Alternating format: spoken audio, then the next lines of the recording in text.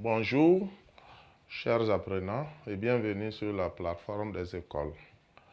Donc, nous allons entamer la quatrième partie du programme qui porte sur les fonctions de relation.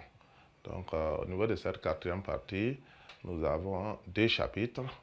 Le chapitre 1 qui va porter sur le tissu nerveux et ses propriétés, et le chapitre 2 qui va porter sur le système nerveux et le comportement moteur.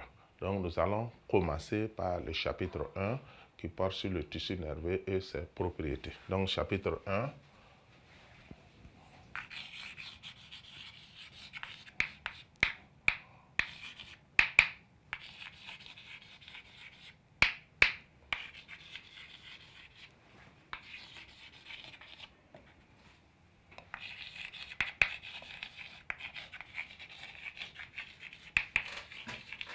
Donc, le tissu nerveux et ses propriétés. Donc, on va voir en grand 1.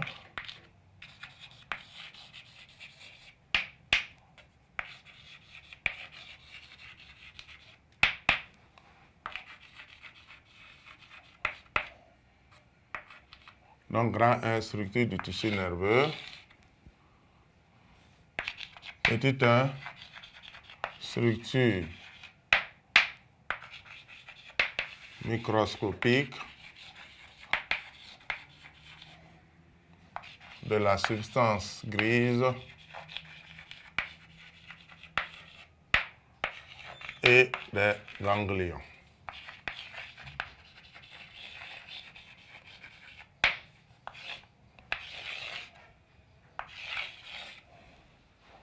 Donc, le tissu nerveux, bien sûr, c'est le tissu qui constitue le système nerveux.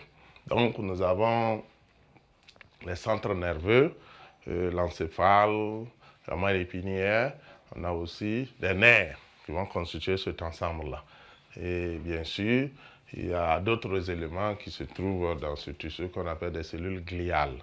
Voilà, qui sont les plus nombreux d'ailleurs, qui vont jouer le rôle de tissu conjonctif et jouer un rôle dans la nutrition et aussi dans des fonctions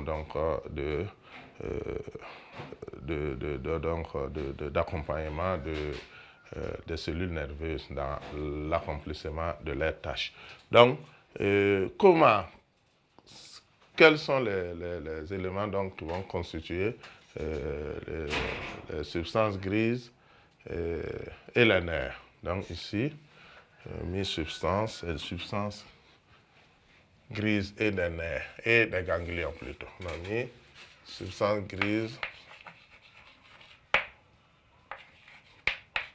et des ganglions. Donc, structure microscopique de la substance grise et des ganglions.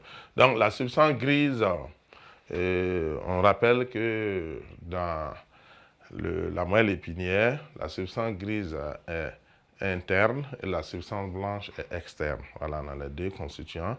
Et dans l'encéphale, c'est le contraire. Vous avez donc la substance grise qui est externe et la substance blanche donc, qui est interne. Voilà, la substance grise est périphérique dans l'encéphale et la substance blanche est médiane, donc est centrale. Donc, elle est interne. Alors que dans la moelle épinière, c'est le contraire. C'est la substance grise qui est interne et la substance blanche est externe. Maintenant, quand on regarde de près, quels sont les éléments qui constituent cette substance grise ou les ganglions, on va se retrouver surtout ce qu'on appelle des corps cellulaires.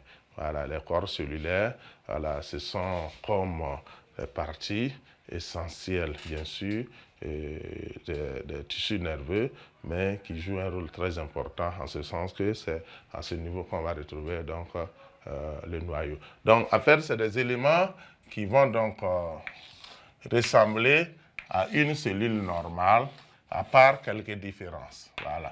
Donc, on peut les représenter rapidement comme ça.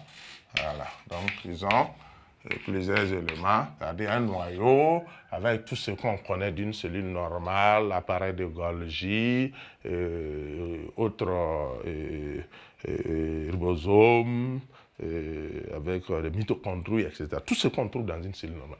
Maintenant, leur particularité, il y a des éléments ici qu'on va appeler corps de Nissl, qu'on va retrouver. Donc, en plus de tout ce que je viens de de citer. Donc, le corps de Nisle qui vont être dans ces éléments, en plus du noyau et des autres éléments que je viens de citer. Il y a aussi des dendrites qu'on va donc localiser. Donc, à l'air sain, les dendrites, on verra par la suite, qui vont jouer un rôle très important dans le fonctionnement.